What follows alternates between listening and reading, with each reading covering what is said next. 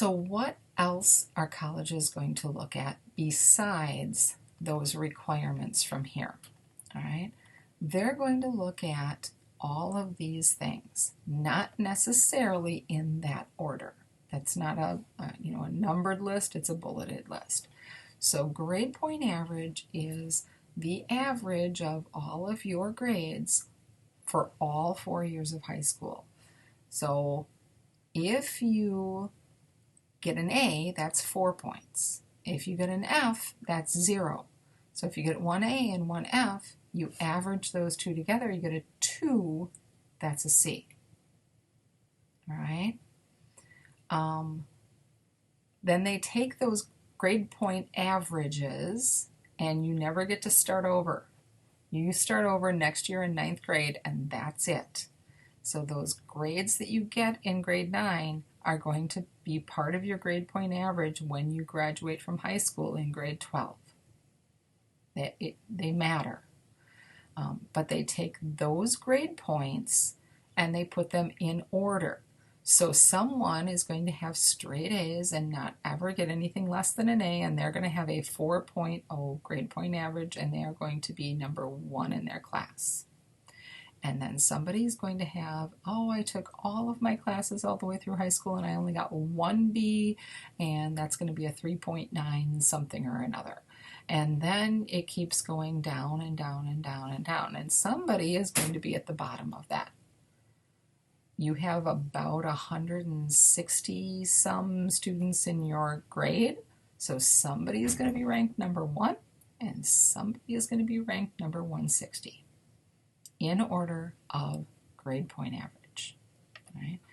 And when you're looking at colleges, if you're looking at colleges that are very competitive, they want people that are in the top, super competitive, they want people in the top 10% of their class. Somewhat competitive, the top 25% of their class. A little bit easier to get into, top half of their class. Some schools don't put as much, importance on class rank. They look at these other things instead. Let's look at classes taken. So we talked about grade point average and how important your grades are, but classes taken might be even more important. Because let's say I'm somebody who is deciding who gets to go to my college. I want people that are going to make my college look good. Therefore, I'm going to look at what classes did people take to get the grades that they got. I have 1 spot left and 2 students. The first student has a straight A, 4.0 grade point average, top of their class, ranked number 1. But they took the easiest possible way to do it. So when I look back here, they took 4 English, 3 math, 3 science, 3 social studies, not 4. They didn't do any foreign language, and they took the easiest possible way to get those credits. All right, so that's my one option. Straight A's though, good student. The other student has a B average. So a 3.0 average, that means they got some A's, they got some B's, they got some C's, but they have a B average. Still a good student, but they took the hardest possible classes. So they have 4 credits of everything, and they took the advanced classes. Which one am I going to choose? I'm taking the B average student because that student took college level classes, and I know they can get B's at college level classes.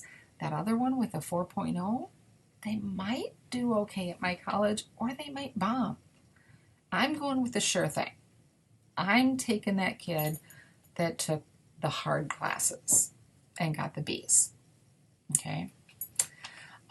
Then they look at your extracurricular activities, not just school activities. So yes, that would be school activities, sports, music, drama, student council, all of those, extra things that you can do, but also things that you might be involved in your church or your community, scouting or 4-H. It doesn't matter. Keep track of all of those things because they matter. And they want to know that you're well-rounded and you're involved in more than just school and video games and TV at home. Then you have to take some college entrance exams, and they want to see how you do on those. And then attendance I have in all caps for a reason, because colleges, yes, are going to look at attendance because your mom and dad don't go to college with you.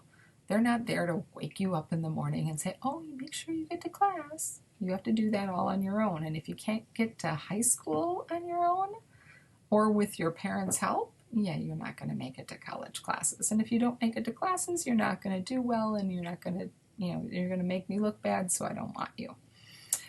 The other big thing that people will look at, certain people, is employers. So if you want that part-time job in high school, they don't really care so much about the classes that you're taking or your grade point average. They care about, do you show up? Because if you show up to school, you're probably going to show up to work. If you don't show up to school, you might not show up to work. So employers, when you apply for a job, will call the school, and most likely they ask about attendance more than anything else. So that lets you know what you need to know about what you need to graduate from high school, what classes, what tests, what if you want to go on to more education after high school, and other things that people are going to look at. Tomorrow we're going to look at what classes specifically are offered at the high school.